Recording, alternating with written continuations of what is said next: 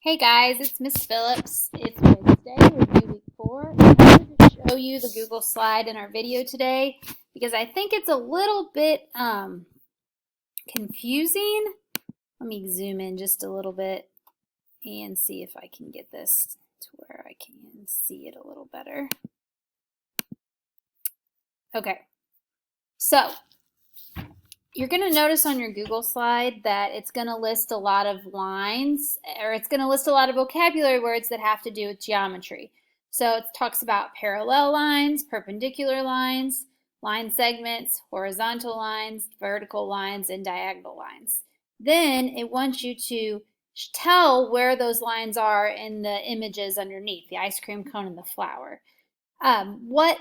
What I want you to do is review what each one of these vocabulary words would mean, and then you're just going to drag the word down where it would be in the image. So parallel lines are first here. I know parallel lines are two sets of lines that are equal distance and they never touch. I see some parallel lines right here. I don't see any parallel lines on the flower, so I'm going to just leave that there on the ice cream cone.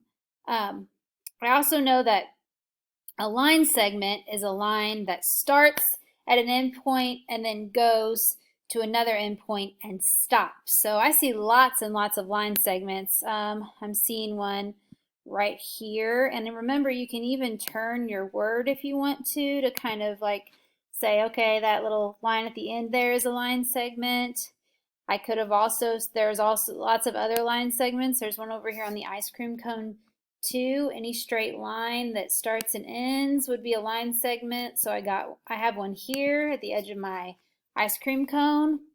And then perpendicular lines would be two lines that meet and form a point. So let's see, I see perpendicular line down here at the end of the ice cream cone. I could also say that, I could say any of these would be perpendicular lines. I think I'm going to go down here and label the bottom of my flower though as a perpendicular line. So I'm going to drag him down and then move my screen down so I can finish dragging him down to where I want him to be.